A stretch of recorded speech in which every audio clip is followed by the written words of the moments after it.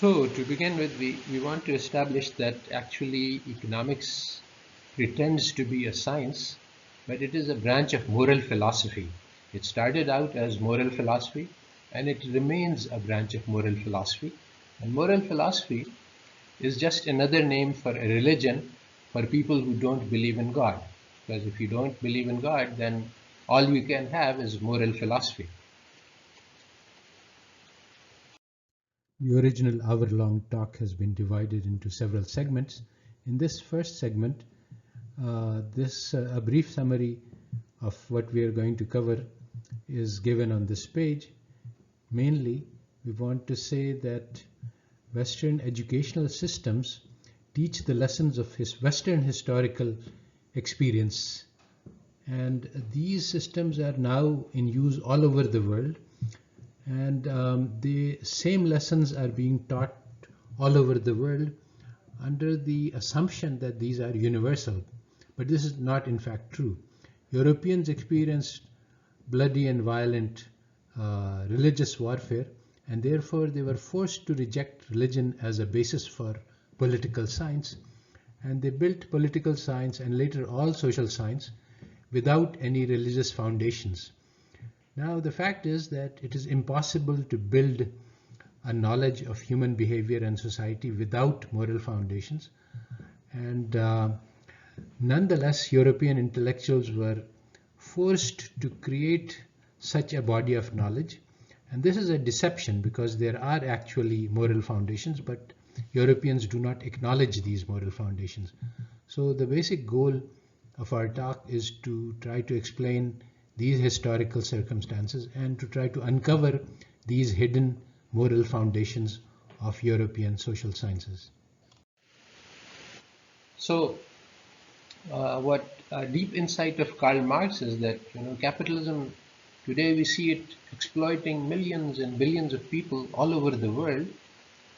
How can it do that? How can a few powerful people influence and affect and control the lives of billions, much more massive than in terms of group size than the small number of people. Today, a handful of people have more than half the wealth of the planet. So why doesn't a group of multi-billion people seize the property of these billionaires? The reason is that their minds are conditioned to not revolt, to accept the system. And this is really very important to understand. Similarly, why were we colonized? Because we accepted to be colonized. And why is it true that even today, the poorest countries of the world, the ones that were ex-colonies, are sending billions of dollars every year to the richest country in the form of interest payments and others? Why do we accept this kind of continued colonization? It's again because we have been conditioned to believe that this is the good and the right and the best economic system, and this is all we can do, and there is no options available to us. So it's a form of mind control. And so it's important to understand how this mind control is done so that we can free ourselves from it. And one of the important aspects of mind control is that it is concealed. When we don't know that we are functioning with mind control, then it's easier for others to control us. When we are aware that there is somebody who's pulling the strings, then it becomes easier for us to liberate ourselves. There's a very interesting article called Getting to Philosophy in Wikipedia, which says that if you take any article in Wikipedia and click on the first link, and you get to the second article, and then you click on the first link, eventually you will get to philosophy. So what does this mean? It means that the philosophy forms the foundation of all knowledge, but we are not aware of it. We think philosophy is something that's irrelevant and marginal and doesn't matter in our lives, but actually it's the foundation of all knowledge. It's the foundation of all of our knowledge, but it is never discussed because it's concealed and buried underground. The whole building is constructed on top of it. We are not aware of these foundations. That's why the first step to self-liberation, to understanding why we think in the ways we think, is to become aware of the foundations of our thought, which have been built by Western intellectuals. So now, we have to, in order to understand the foundations for our own thought, we have to go through the history of the West and learn how they learned to think in the way that they think. And this is a very deep and complex and long subject, which I will summarize in very, very crude and very brief and sketchy ways. So basically, we have discussed how Europe fell into the Dark Ages when Constantine banned all knowledge other than Christianity. And so basically, that was the start of the Dark Ages. And basically, when the reconquest of Spain, Al-Andalus, started somewhere in the 13th century, then the Europeans started to translate all of the books in the libraries, and there were millions of books in the libraries of the Muslims in Spain, because Islam is a unique religion in that it strongly encourages knowledge. The ink of the scholar's pen is precious compared to the blood of the martyrs. And there are so many other encouragements. So Islam is unique in encouraging knowledge and acquisition of knowledge from all sources, not just from what is traditionally thought of as religious knowledge.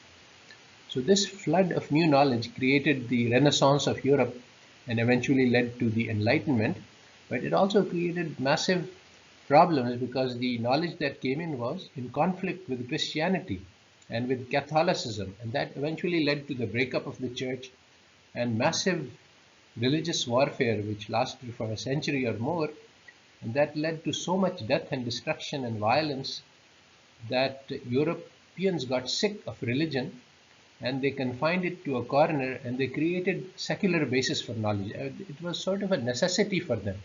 They had to create secular politics and economics because the religious basis led to massive warfare. So they had to create economic theory without religion because they were forced to do so. And so basically Western intellectuals search for knowledge which would be created without a religious basis. This is very important. This is the root of the development of the secular intellectual tradition. So one of the important discoveries of Imam Al-Ghazali is that you cannot get to certainty from observations and logic, and this is very clearly stated in Al-Munqidh min ad-Dalala, deliverance from error, as it's translated. You could also say deliverance from doubt, which is more euphonic.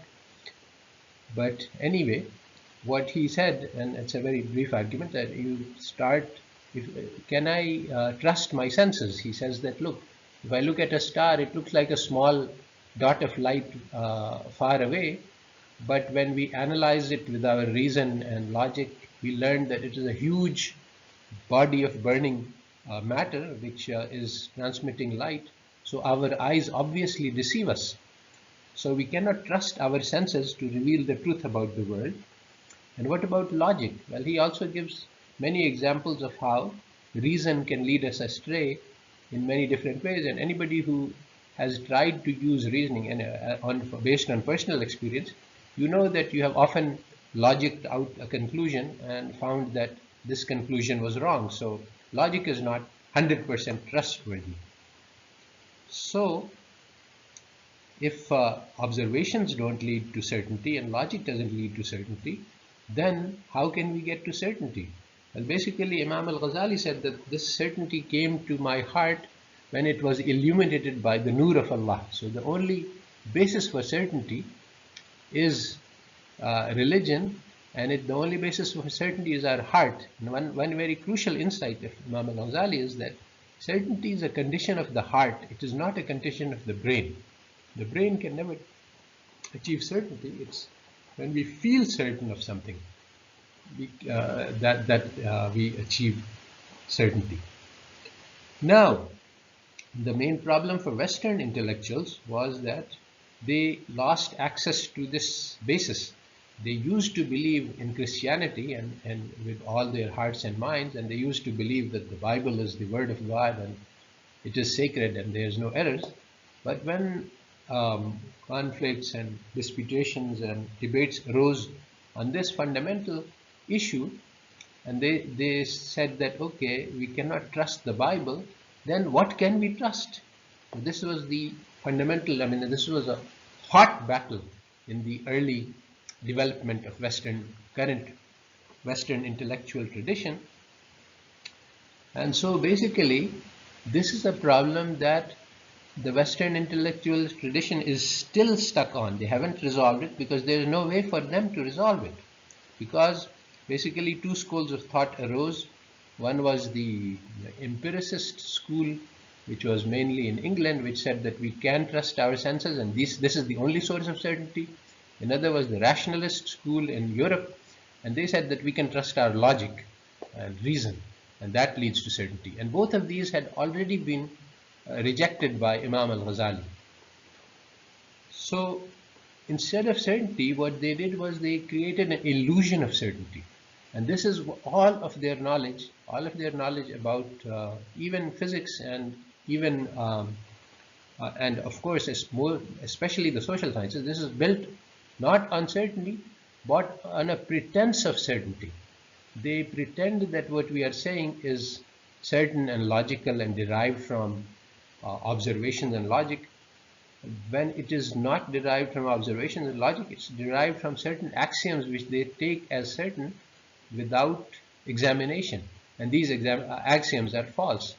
Just like Christianity, the theology is built on the axiom that 1 is equal to 3, and this is not subject to doubt or discussion or examination, and then you can do all sorts of logic to arrive at all sorts of conclusion, but the fundamental error at the bottom of all this is never exposed or revealed or discussed.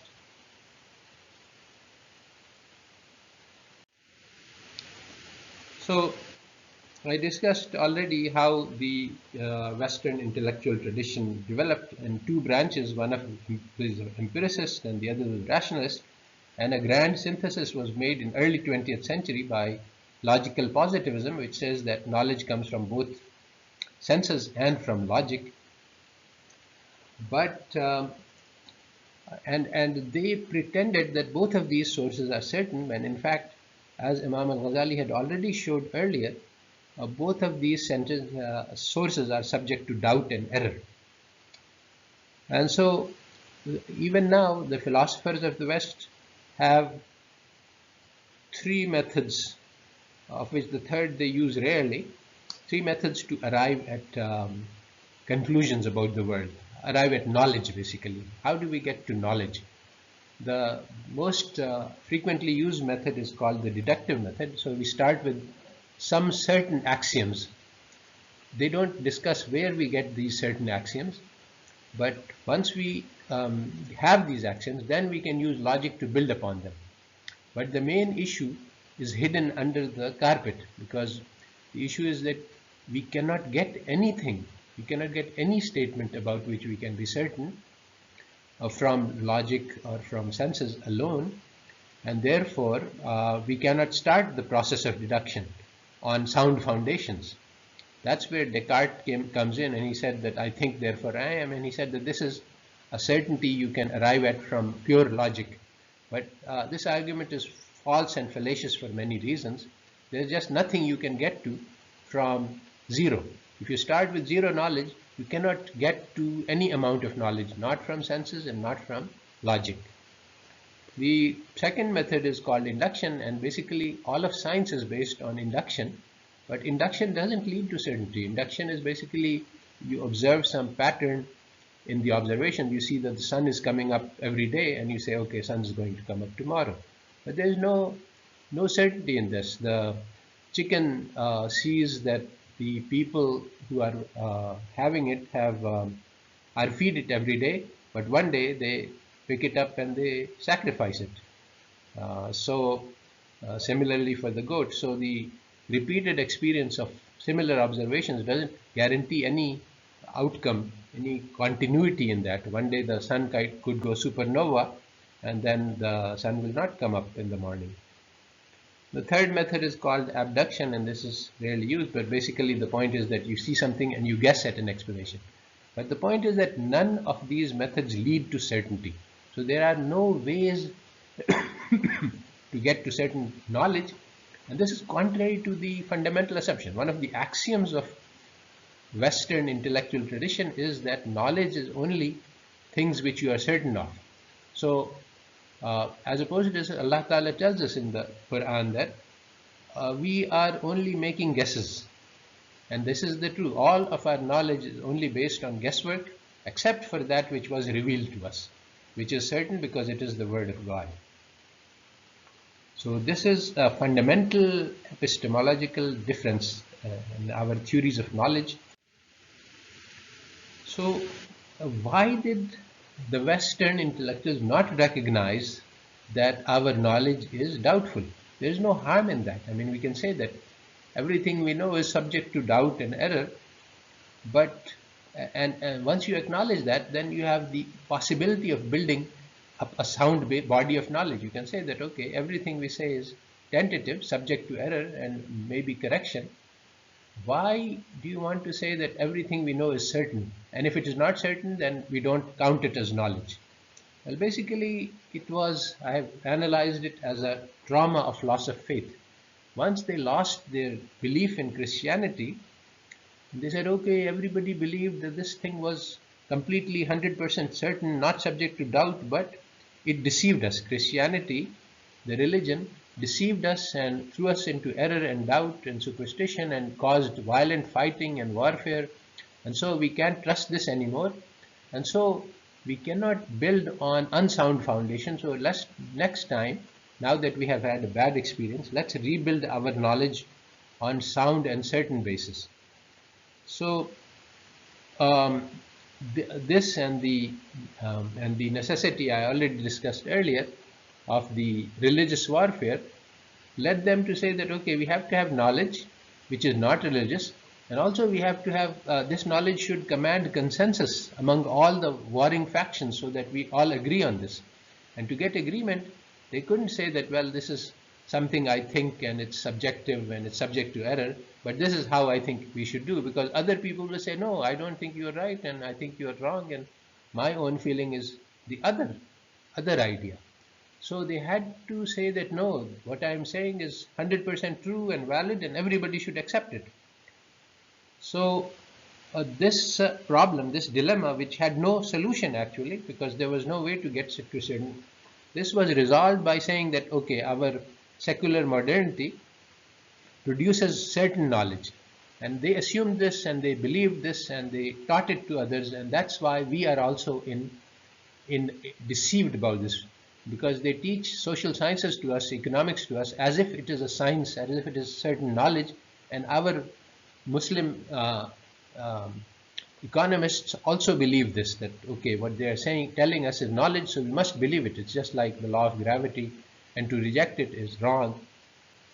But the truth is that the claim that is being made to objectivity, rationality, value neutrality is not correct.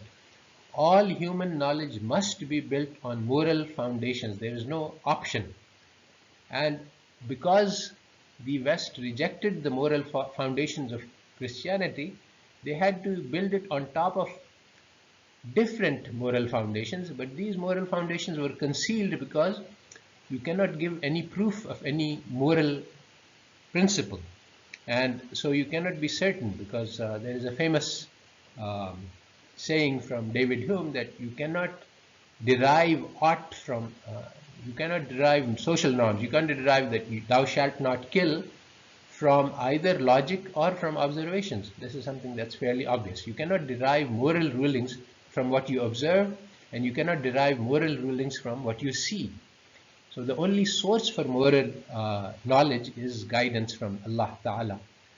So they were caught, the Western intellectual tradition, in a dilemma. They needed to have moral foundations, but there were no moral foundations available without their religion. And so they built their knowledge on some contradictions.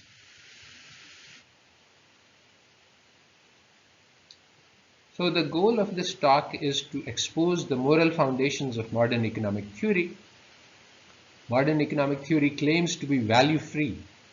It claims to be a positive science. It claims to describe how the systems work, the economic system works, but actually all of these claims are false. Economic theory is deeply value-laden. As I said, it is a religion. It's a branch of moral philosophy.